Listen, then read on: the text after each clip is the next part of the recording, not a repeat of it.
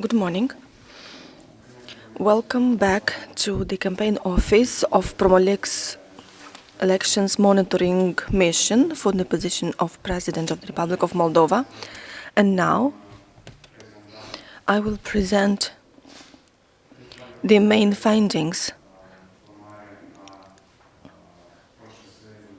as a result of the processing of all of the information received from the polling stations, where we had static observers in the sample of 608 polling stations, and also the results of partial parallel vote counting from those polling stations.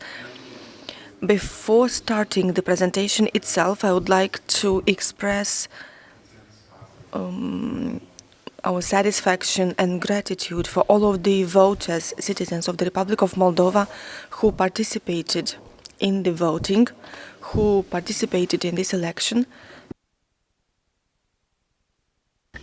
I'd like to thank them for the civic activism that they showed and for the mobilization, the extraordinary mobilization that our observers have noticed, especially in the polling stations set up abroad and in some polling stations where voters from the Transnistrian region voted. This effort of mobilization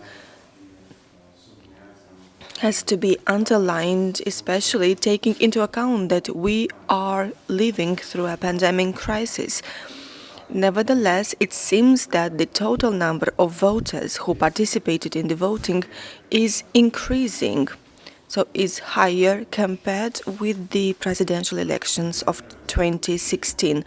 Of course, I have to thank all of our observers and my colleagues from the central team, long-term observers, short-term observers,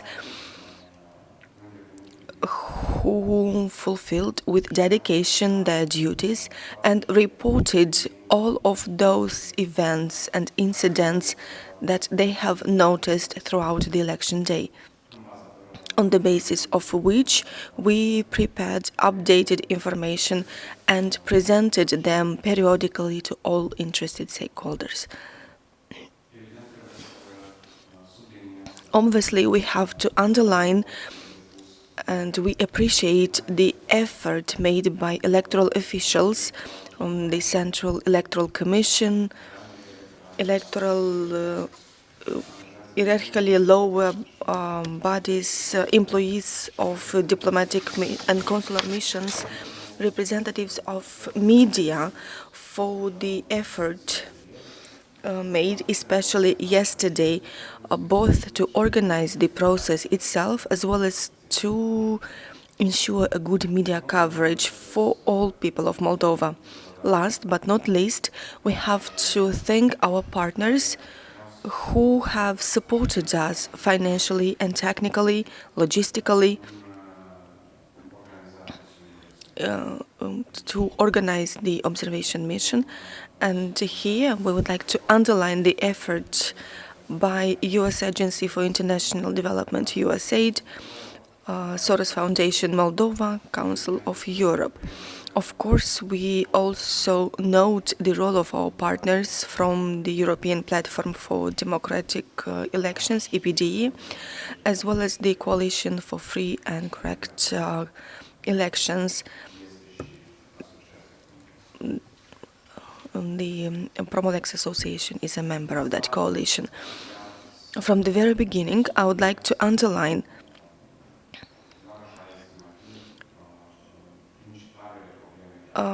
or to make an estimate of the main issues that have somehow shadowed these elections, especially the election day.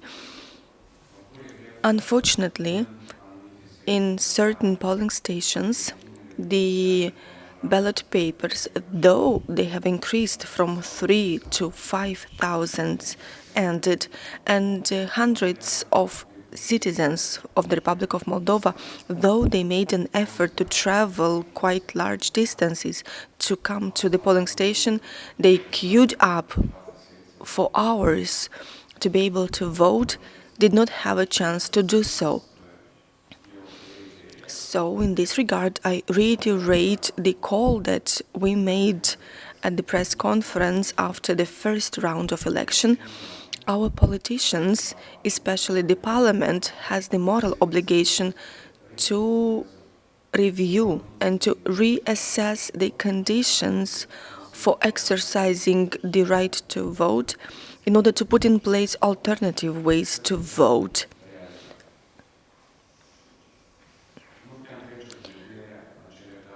And we have also to underline the cases of organized transportation of voters, as well as allegations and actual cases of corrupting the voters. Unfortunately, many of them were found in the polling stations set up for voters from the Transnistrian region. We believe that law enforcement bodies must investigate these situations and express their opinion so that similar situations do not occur for the next elections. Of course, we have also to mention the consequences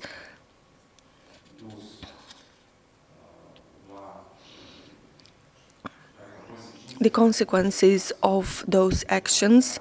I mean, the organized transportation of voters and corrupting voters, which sometimes resulted in disputes and fights, and called for the involvement of law enforcement bodies in order to unblock the roads used by our citizens from the Transnistrian region to go to the polling stations. So politicians have a very important mission to overcome this separation into groups of our society, which was quite visible during the election day. I believe that now it's time to forget about the barricades or the fight that we had, and for us together to contribute and to make sure that in the future we do not have such unfortunate situation of our society being divided into different groups. And now I would like to present the main findings. I will reiterate one more time that we are presenting information from the 608 polling stations where we had static observers.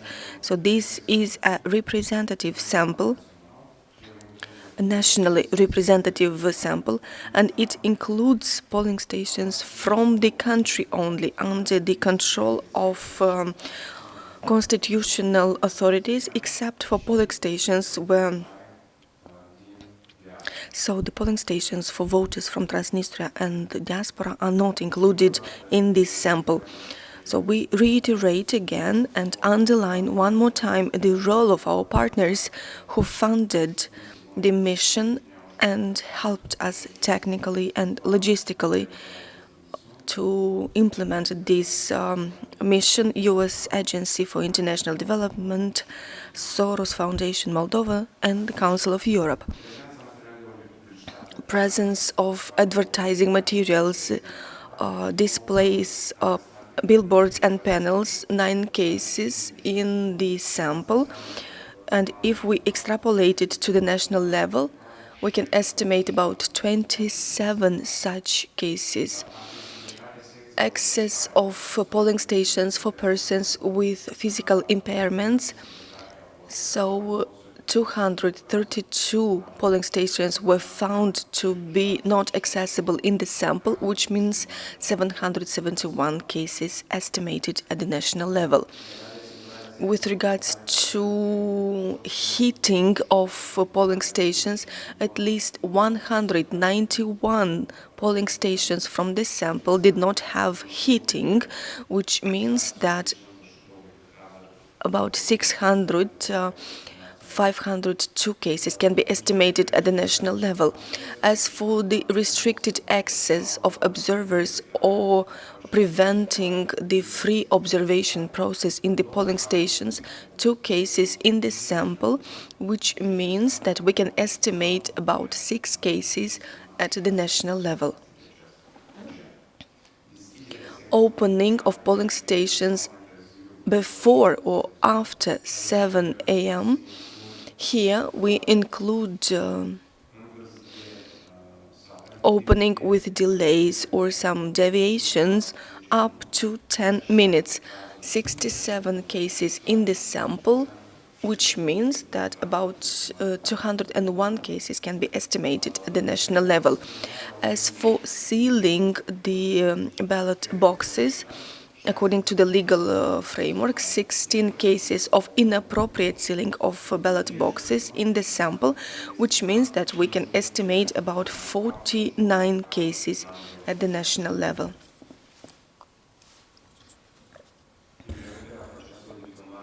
Interrupting the video recording of electoral processes, 10 cases in the sample, about 25 cases estimated at the national level. Screening of present electoral officials, observers, and other persons involved in the electoral process, meaning the measures that have to be taken when opening the polling stations. 27 cases in the sample where the screening was not properly done, and 73 cases estimated at the national level. With regards to compliance with the social distance of 1 meter between the officials, 33 cases in the sample where these requirements were violated, so we can estimate about 101 cases at the national level. Restricted access in the polling stations for voters who do not have a mask or gloves, 1 case in the sample, which means it's about 3 cases estimated at the national level. 2 cases in the samples related to restricted the access in the polling stations for voters with symptoms of respiratory diseases, and about 6 cases estimated at the national level. Unjustified presence of unauthorized persons within the polling stations or within the area of 100 meters from the polling station, 7 cases in the sample, which means about 24 cases estimated at the national level. Rumors, attempts, or even situations of material or in-kind awards offered to voters within the area of 100 meters from the polling stations, 7 cases found in the sample, which means about 21 cases estimated at the national level. Electioneering or black PR within 100 meters from the polling stations, 10 such cases in the sample, and we can estimate about 28 such cases at the national level. Organized transportation of voters, 13 cases in the sample, and we can estimate about 44 cases at the national level. Violence or intimidation of voters or other persons, 8 cases found in the sample, which makes us estimate about 20 cases at the national level. Deficiencies in the operation of elections information system, 16 cases in this sample, and about 56 cases estimated at the national level. Deficiencies in lists of voters, 15 cases in the sample, and 37 cases estimated for the national level. Taking a picture of the ballot paper and other types of violating the secret of vote, quite many, 62 cases in the sample, and about 177 such situations at the national level.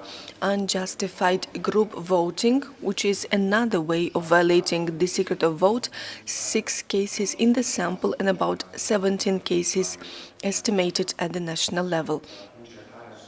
Stopping or unjustified suspension of voting in the polling station, 2 cases in the sample found and 6 cases estimated for the national level.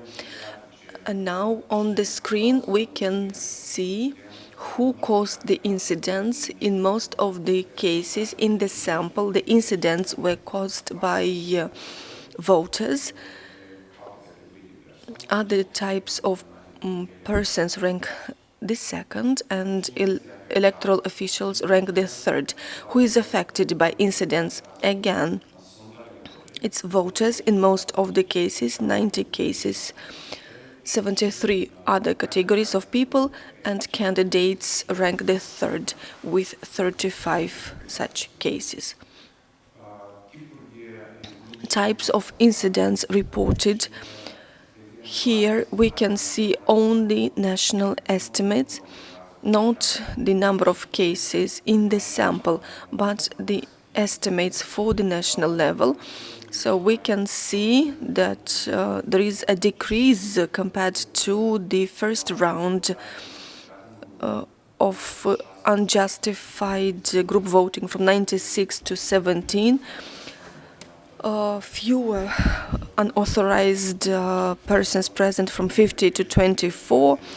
More cases of electioneering or black PR from 12 to 28. Organized transportation from 37 to 44 cases. So I draw the attention that these are cases estimated for the national level. Fewer cases when the voting process was stopped unjustified from 32 to 6, violence acts from 37 to 20, an increase in the case of number of deficiencies of the operation of elections information system from 14 to 56, more cases of taking pictures of ballot papers from 57 to 177, and few electoral panels present from 24 to 7. So if we were to make an assessment in the first round, observers on the basis of the incidents reported in the sample, we could estimate about 489 cases at the national level, and now for the second round we can estimate about 737 incidents at the national level. As you remember, at the last press conference, our observers, including those from mobile teams, reported more than 500 incidents. So, taking into account that our observers have not covered all of the polling stations, we can see that our estimations are close to the realities reported by all observers involved in the observation mission.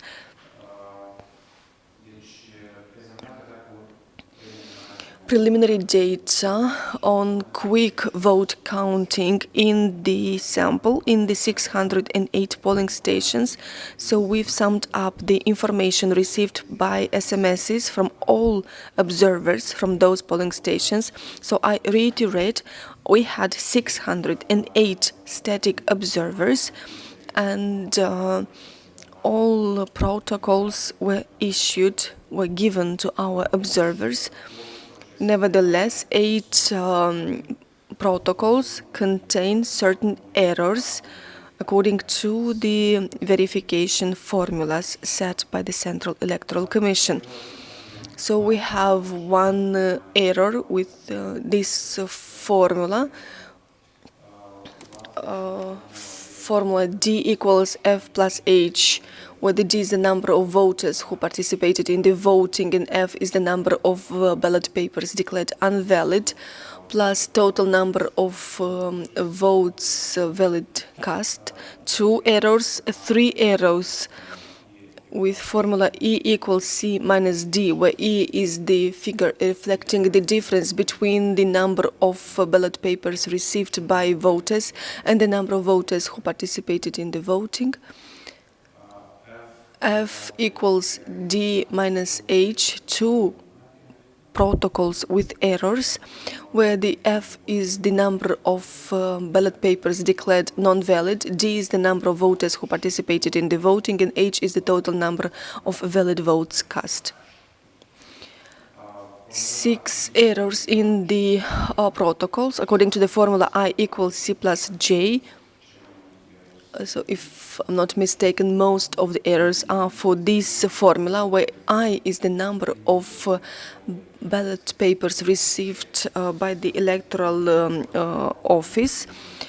C is the number of voters who received the ballot papers, and J is the number of ballot papers not used and annulled.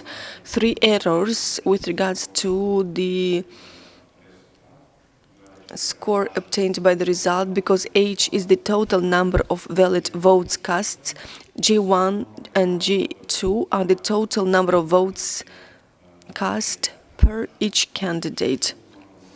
And the last formula, J equals I minus C, 6 protocols with errors, where J is the number of ballot papers not used and annulled, I the number of ballot papers received by the Precinct Electoral Bureau, and C the number of voters who received ballot papers. Here you can see a diagram which shows the results of the polling stations monitored by our observers on the basis of the number of protocols processed, and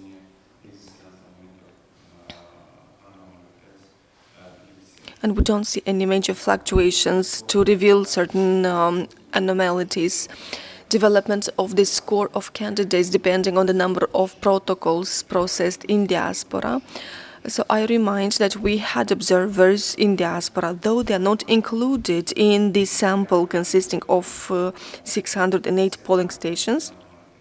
We wanted to show that no abnormalities were found in diaspora as well.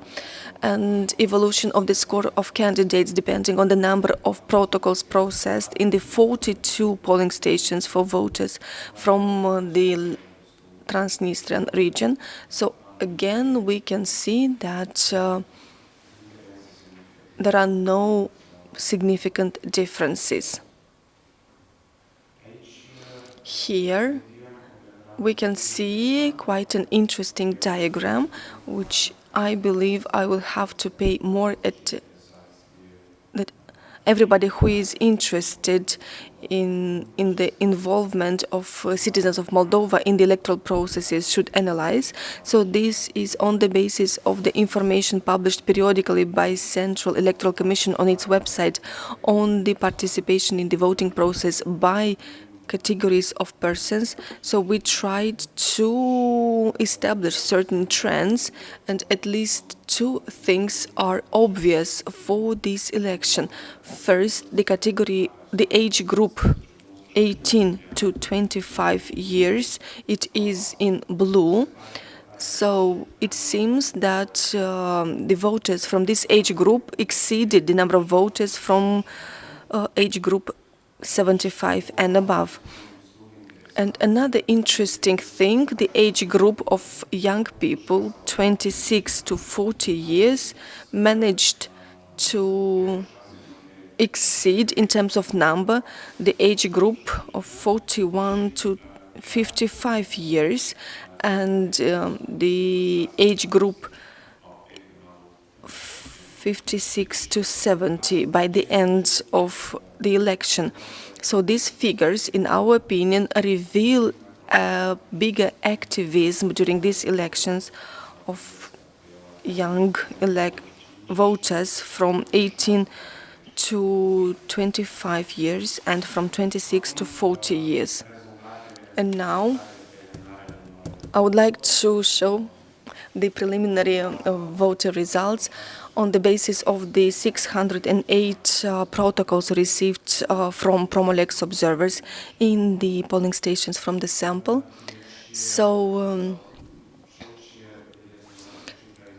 you can see here the total figure 99.37, because the data of those protocols with errors are not clear yet.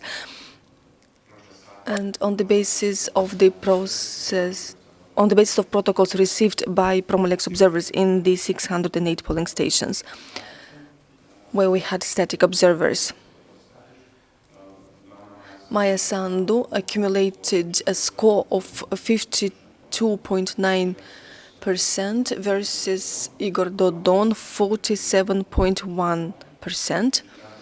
So if we are to compare with the data presented preliminary by the Central Electoral Commission, again without diaspora and Transnistrian region, the figures are comparable. So it's 51.88% versus 48.12% for Maya Sandu and Igor Dodon, respectively. And if we are to compare with the total figures, which include voters from the Transnistrian region and from diaspora, we can see 57.74% for Maya Sandu and 42.26% for Igor Dodon. And the last thing that I wanted to present is a comparison of results between elections of 2016 and 2020. In 2016, Maya Sandu, in the second round of election, managed to obtain the votes of 766,593 voters, and in this election 943,486 voters, which means by 176,893 voters more compared to 2016. And Mr. Igor Dodon 834,081 votes in 2016, 690,131 in 2020. So it seems that the president lost the support of at least 143,942 voters. So this is what we wanted to present today. We would like to thank you one more time for your attention. And starting with today, we will try to collect information on the basis of the protocols that are received physically from our observers from the territory, and we will start working on the final report for the election day, and obviously the final report for the whole electoral campaign for the presidential elections. So these are the informations that I wanted to present today. I would like to express one more time my gratitude, and I would like to thank all of our colleagues, the observers, our colleagues from the central team who conducted in an apolitical way, and I believe in an unbiased and balanced way, the election observation mission. I repeat, all of our findings should be treated in good faith. They were formulated in good faith, and each and every of us should draw their own conclusions. Having said that, I would like to thank you for your attention. If there are any questions, I will try to answer them. If not, I would like to thank you very much. Have a nice day further on, and congratulations to candidate Maya Sandu, which apparently, according to the preliminary data announced by the Central Electoral Commission and according to the data processed by Promo-LEX Association, won in these elections. And now all the legal procedures have to be conducted in order to check the lawfulness of the election and to recognize her mandate. Thank you very much and have a nice day.